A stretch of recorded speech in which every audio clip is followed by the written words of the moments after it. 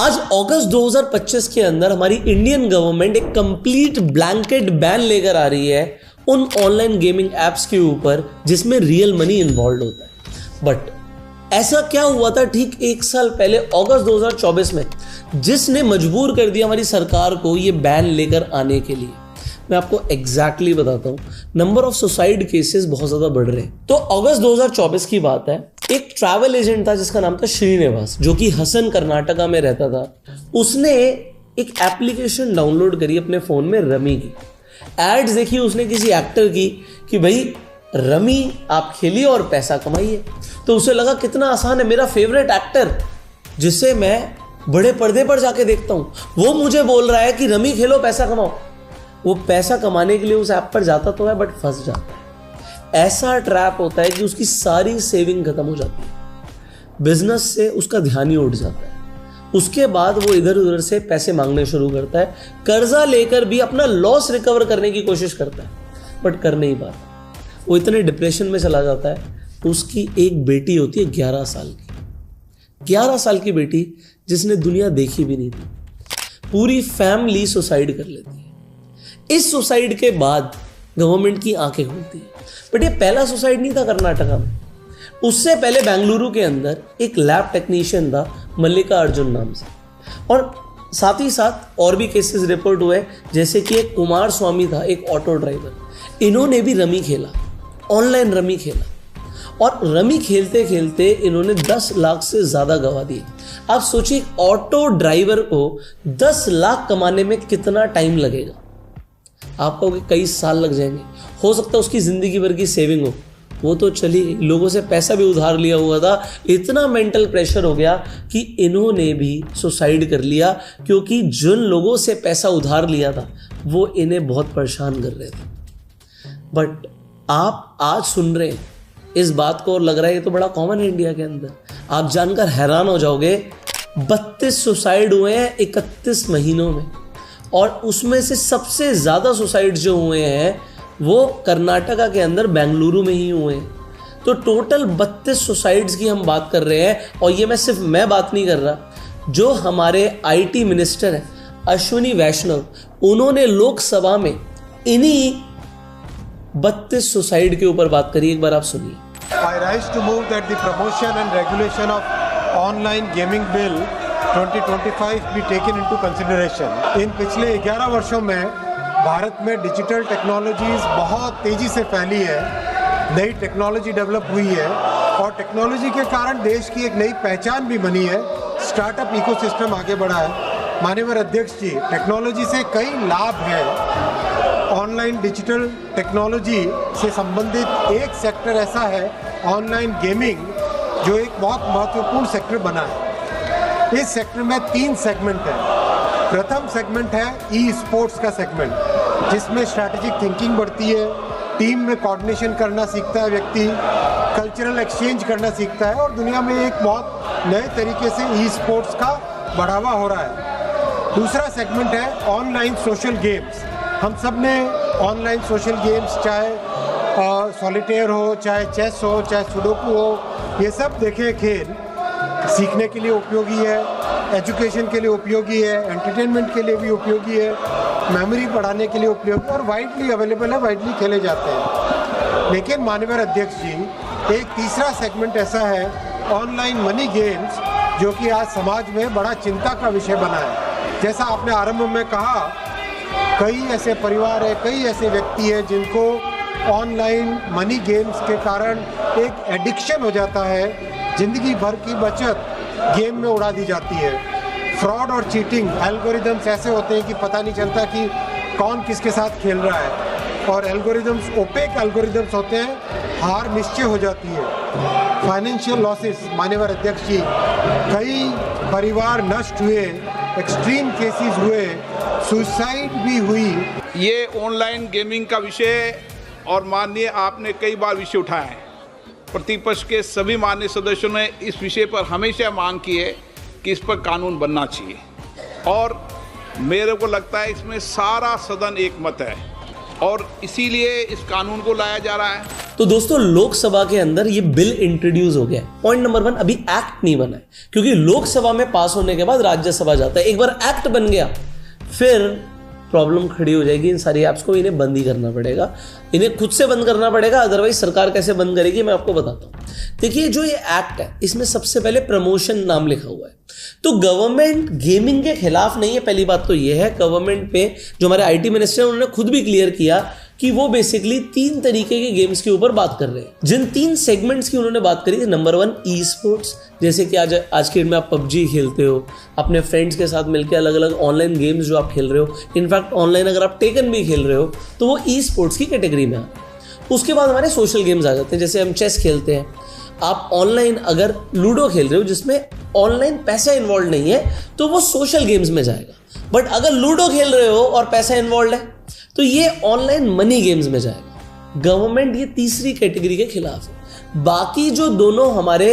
E sports और online social games है, इन्हें गवर्नमेंट प्रमोट करना चाहती है, इसीलिए इस बिल के आगे सबसे पहले प्रमोशन लिखा हुआ है। अब हम जब रेगुलेशन की बात करते हैं तो रेगुलेशन के अंदर गवर्नमेंट सबसे पहले सेफ गेमिंग को प्रमोट करना चाहती है और रिस्की गेमिंग को रेगुलेट करना चाहती है। फोकस है यूथ के ऊपर। अब मैं आपको कमाल की बात बताता हूँ, मैंने भी रिसेंटली एक वीडियो बनाई एविएटर गेम के ऊपर। मैंने उसमें बताया कि लोग ऐसा सोच रहे हैं कि हम हेलीकॉप्टर उड़ाएंगे और पैसा बन जाएगा, बट उस वीडियो के अंदर मैंने क्लियरली एक्सपोज किया कि it is mathematically impossible to make money out of that app. पैसा बनाना आसान नहीं है, बहुत मुश्किल है, लोगों की सेविंग्स जा रही हैं, घर बर्बाद हो रहे हैं, घर बिक रहे हैं। और मैंने ऑनलाइन ये जितने भी रियल मनी वाले ऐप्स हैं इनको एक्सपोज करने की कोशिश करी। आप जान के हैरान हो जाओगे उस वीडियो पर हुआ क्या। वो वीडियो पर बहुत तेजी से व्यूज आ रहे थे। मैंने देखा उस वीडियो को रिपोर्ट कर दिया गया। मुझे नहीं पता किसने रिपोर्ट किया, पर रिपोर्ट करने से यूट्यूब ने उस वीडियो को रिस्ट्रिक्ट कर दिया कि यंग ऑडियंस के लिए ये वीडियो ठीक नहीं है। अब उस वीडियो के अंदर बात ये करी गई थी कि यूथ को ऐसी ऐप से दूर रहना चाहिए, बट उसे जैसे ही रिपोर्ट किया गया वो वीडियो चलनी बंद हो गई। आपको क्या लगता है किसने रिपोर्ट किया होगा? क्या यूजर्स ने रिपोर्ट किया होगा जिनका नुकसान हो रहा था? आप कमेंट्स पढ़िए उस वीडियो के, लोगों ने अपने एक्सपीरियंसेस बताए हुए हैं कि ऐसी ऐप्स पर लोगों का बहुत नुकसान हुआ। बट ऐसी जो ऐप्स चल रही हैं, शायद उन लोगों को इस तरीके की वीडियो ऑनलाइन सर्कुलेट होता हुआ अच्छा नहीं लग रहा होगा। तो यहाँ पर सबसे पहले जो हम करना चाहते थे वो सरकार ने ब्लैंकेट बैन के रूप में कर दिया है। मतलब हम अवेयरनेस देना चाहते थे, सरकार ने कहा बैन ही करो, और मुझे ये सरकार का इनिशिएटिव अच्छा लगा। हो सकता है आप में से कई लोगों को ना लगा, हो सकता है आप में से कई लोगों को लगता हो ये अपॉर्चुनिटी है, तो आप कमेंट में डेफिनेटली अपना ओपिनियन दे सकते हैं, ठीक है। जैसे अभी दिल्ली के अंदर जो स्ट्रे डॉग्स होते हैं, अब सुप्रीम कोर्ट ने ऑर्डर पास किया, तो कई लोग उसके खिलाफ हैं, कई लोग उसे अच्छा बोल रहे हैं। तो हर चीज़ के ऊपर जो गवर्नमेंट भी एक्शन ले रही है उसमें फेवर और अगेंस्ट में आप बात कर सकते हैं। डेमोक्रेसी है, हम में से हर कोई बात तो ज़रूरी कर सकता है। अब इससे होने क्या वाला है, जैसे मैंने बोला कि ये जो बिल आने वाला है, इस बिल के अंदर ई स्पोर्ट्स को रिकॉग्निशन मिलेगी कि एक ऑफिशियल स्पोर्ट हो गया, इसमें आपकी स्किल इन्वॉल्व है। बट अभी तक क्या होता था, ड्रीम 11 के ऊपर जो पहले बैन लगा था, वो जो अपलिफ्ट किया गया कोर्ट के द्वारा, उसमें इन्होंने हवाला दिया था कि हमारी जो ऐप है वो कोई सट्टे की ऐप नहीं है, इसमें स्किल इन्वॉल्व है। आपको चूज करना होता है कि कौन सा प्लेयर चलेगा, ये आपकी स्किल के ऊपर है। तो स्किल के नाम पर पोकर चल रहा था, स्किल के नाम पर रमी चल रहा था। उन्होंने कहा इसमें चांस वांस कुछ नहीं होता, लक वक कुछ नहीं होता, दिमाग होता है, स्किल लगाओ। तो आप ही बता दीजिए कितने लोग इससे करोड़पति बन गए।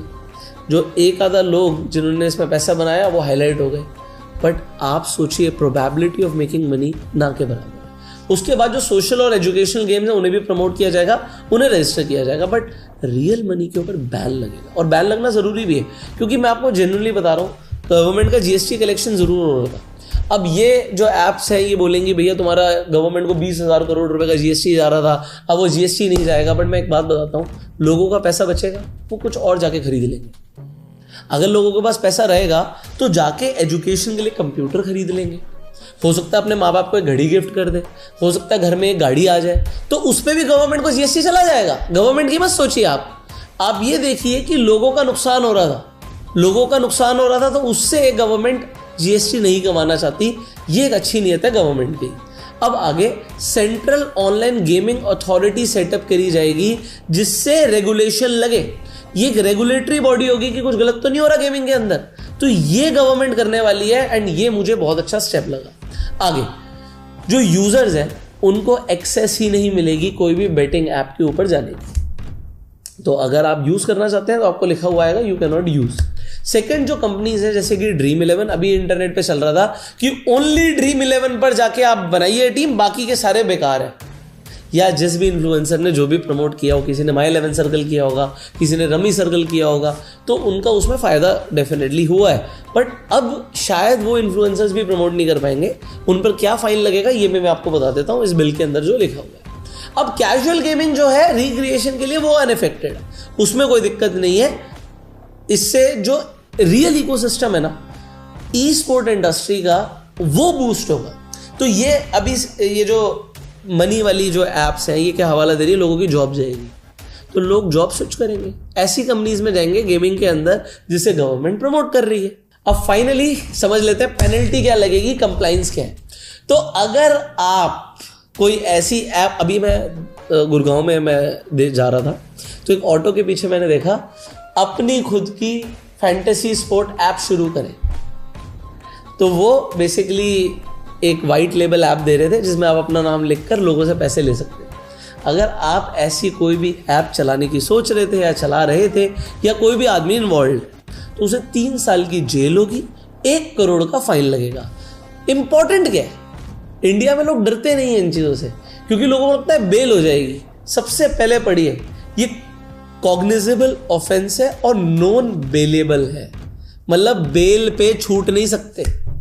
अगर आपने कोई ऐसी ऐप बना दी और उसे प्रमोट कर दिया, तो अगर आप कोई इन्फ्लुएंसर है और आप ऑनलाइन कोई भी सट्टे की ऐप जिसमें पैसा लग रहा था वो प्रमोट कर रहे थे, तो नाम लिखा है इन्फ्लुएंसर अलग से, कोई मीडिया हाउस हो, कोई भी प्रमोटर हो, कोई भी हो, आप अगर आपने प्रमोट किया अगेन अब 2 साल की जेल होगी, 50 लाख का फाइन लगेगा। तो कंपनी चला रहे हो तो 1 करोड़ का फाइन, और अगर इन्फ्लुएंसर हो तो 50 लाख का फाइन, बट 2 साल की जेल। और मैंने आपको पहले बता दिया ये नॉन बेलेबल है, तो थोड़ा ध्यान रखिएगा। पेमेंट प्रोवाइडर है अगर आप, तो अगर आप पेमेंट प्रोवाइडर हैं तो 3 साल की जेल होगी, 1 करोड़ का फाइन लगेगा। आगे देखो यूपीआई, कोई भी बैंकिंग ट्रांजेक्शन अब आगे नहीं हो पाएगी अगर ये एक्ट बन गया तो। अब कोई भी बैंक सपोर्ट कर रहा है, ये देख लीजिए, 3 साल की जेल, 1 करोड़ का फाइन।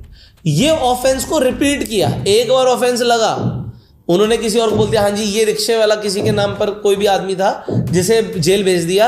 ऐसा इंडिया में बहुत लोग करते हैं, अपने नाम पे अगर कोई भी बात आती है तो कोई छोटे आदमी को पकड़ लेते हैं कि भैया तेरे घर वालों को इतना पैसा दे देंगे, तू जेल चला जा। तो अगर ऐसा दोबारा ऑफेंस हुआ तो 5 साल की जेल होगी और 2 करोड़ का फाइन लगेगा। तो इस वीडियो के अंदर मैंने आपको बताने की कोशिश करी कि भैया इंडिया अब बिल्कुल चाइना की तरह स्ट्रिक्ट होने वाला है। चाइना के अंदर भी कंप्लीट बैन है गेमिंग के ऊपर, और माइनर्स इसके अंदर ना पड़े इसके ऊपर स्पेशल ध्यान रखती है चाइना।